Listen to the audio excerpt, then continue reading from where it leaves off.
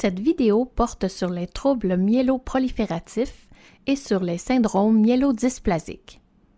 Je parlerai de leur nature au niveau cellulaire et de leur lien avec la leucémie. Les cancers du sang sont classifiés selon le type de cellules à leur origine, c'est-à-dire des cellules myéloïdes ou lymphoïdes. Les cellules myéloïdes comprennent les globules rouges, les plaquettes et la plupart des globules blancs. Les cellules lymphoïdes correspondent aux lymphocytes B, aux lymphocytes T et aux cellules NK. Il est possible de classifier plus précisément les cancers du sang en tenant compte de leur lieu d'origine, moelle osseuse ou tissu lymphatique, et de la capacité de maturation des cellules cancéreuses. Tant les troubles myéloprolifératifs que les syndromes myélodysplasiques entrent dans la catégorie des cancers myéloïdes. Ils sont issus de la moelle osseuse et se caractérisent par des cellules capables de venir à maturation. La leucémie myéloïde chronique est un type de trouble myéloprolifératif. Nous discuterons des autres types de troubles myéloprolifératifs dans quelques instants. Je parlerai aussi un peu de la leucémie myéloïde aiguë. La différence entre la leucémie myéloïde aiguë et la leucémie myéloïde chronique se résume ainsi. Dans la forme aiguë de ce cancer, les cellules n'arrivent pas à maturation et dans sa forme chronique, elles arrivent à maturation. Maintenant, revenons aux troubles myéloprolifératifs et au syndrome myélodysplasique. La différence entre ces deux maladies est liée à la maturation des cellules, à savoir si celle-ci se produit normalement ou anormalement. Nous avons déjà établi que dans les deux cas, les cellules arrivent à maturation. Il ne reste plus qu'à déterminer si elles seront anormales ou normales une fois à maturité. Les syndromes myélodysplasiques se caractérisent par une maturation anormale. Une cellule souche dans la moelle osseuse, au lieu de se différencier en cellule normale, se transforme en quelque chose d'autre, quelque chose de bizarre et de très peu fonctionnel. Ces cellules bizarres sont dites dysplasiques, d'où le nom de ces syndromes. Souvent, ces cellules dysplasiques sont si étranges et non fonctionnelles qu'elles meurent, ce qui diminue la concentration de cellules qu'elles étaient appelées à devenir dans le sang. Les syndromes myélodysplasiques peuvent être associés à des symptômes légers ou graves. Cela dépend du degré d'anormalité de la maturation des cellules. Plus la maturation devient anormale, plus les cellules ont de la difficulté à fonctionner ou à survivre, ce qui réduit davantage le nombre de cellules. Aussi, plus la maturation est anormale, plus le nombre de cellules qui quittent la moelle osseuse est réduit. Cela signifie qu'en présence d'une maturation très anormale, beaucoup de cellules anormales occupent la moelle osseuse et qu'il reste peu d'espace pour la production de tous les types de cellules sanguines normales. Cela peut diminuer le nombre de tous les types de cellules normales dans le sang et causer les symptômes de l'anémie, comme la fatigue et la faiblesse, et provoquer des saignements, des ecchymoses et une prédisposition accrue aux infections. N'oubliez pas que la seule différence entre le syndrome myélodysplasique et la leucémie myéloïde aiguë réside dans la capacité des cellules à devenir matures.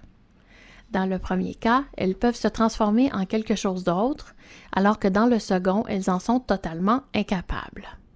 Si dans le cas des syndromes myélodysplasiques, la maturation cesse, la maladie devient alors identique à une leucémie myéloïde aiguë. Cette transformation peut survenir dans des cas graves. On constate généralement la transformation en leucémie myéloïde aiguë par la grande portion de la moelle osseuse qu'occupent les cellules immatures après qu'elles ont cessé de pouvoir se transformer. Un petit commentaire rapide. Si vous avez déjà entendu parler d'anémie aplasique, cette maladie ne fait pas partie des syndromes myélodysplasiques. Elle est aussi caractérisée par un nombre réduit de cellules sanguines, mais elle est causée par d'autres problèmes affectant la moelle osseuse, comme la mort des cellules souches et non la maturation anormale. Maintenant, passons aux troubles myéloprolifératifs où les cellules viennent à maturité normalement. Ce qui est anormal, c'est la prolifération qui est trop élevée. D'où le nom qui met l'accent sur l'aspect prolifératif de la maladie. C'est pourquoi dans la plupart des cas de troubles myéloprolifératifs, on retrouve dans le sang de très grandes quantités d'un certain type de cellules sanguines, à l'inverse des syndromes myélodysplasiques. Il y a 4 principaux types de troubles myéloprolifératifs et chacun d'eux concerne la prolifération d'un type différent de cellules. Nous parlerons en détail de chacun d'eux. Les cas de leucémie myéloïde chronique présentent des taux très élevés de certains types de globules blancs, souvent des neutrophiles et d'autres types de cellules.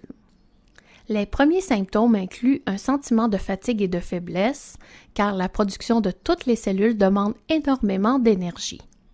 À l'image des syndromes myélodysplasiques, la leucémie myéloïde chronique peut se transformer en leucémie myéloïde aiguë si des changements surviennent qui empêchent les cellules cancéreuses de venir à maturité. À l'image des syndromes myélodysplasiques, la leucémie myéloïde chronique peut se transformer en leucémie myéloïde aiguë si des changements surviennent qui empêchent les cellules cancéreuses de venir à maturité. La polycythémie vraie, ou maladie de Vaquez, produit une augmentation de la concentration des globules rouges. La présence accrue de globules rouges rend le sang plus épais, donc plus susceptible de former des caillots et de bloquer les vaisseaux sanguins. Certains patients souffrent également de saignements excessifs, car cette maladie peut perturber le fonctionnement des plaquettes. C'est un trouble inhabituel, car il peut entraîner tant des saignements excessifs que la formation de caillots. La thrombocythémie essentielle provoque une augmentation du nombre de plaquettes. Les nombreuses plaquettes produites peuvent être fonctionnelles ou non. Si elles le sont, elles peuvent causer la formation de caillots et le blocage des vaisseaux. Si elles ne le sont pas, elles peuvent entraîner des saignements excessifs. La surproduction de plaquettes est habituellement causée par un changement dans le type de cellule qui produit les plaquettes et que l'on appelle les mégakaryocytes.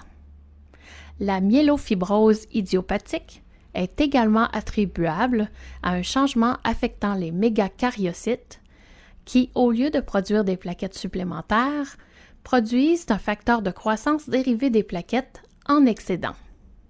Il s'agit d'une molécule et non d'une cellule qui indique au tissu fibreux de remplir l'espace occupé par la moelle. Cela laisse très peu d'espace pour la production de cellules sanguines dont la concentration diminue. Ce trouble peut entraîner de l'anémie, une plus grande prédisposition aux infections et des saignements.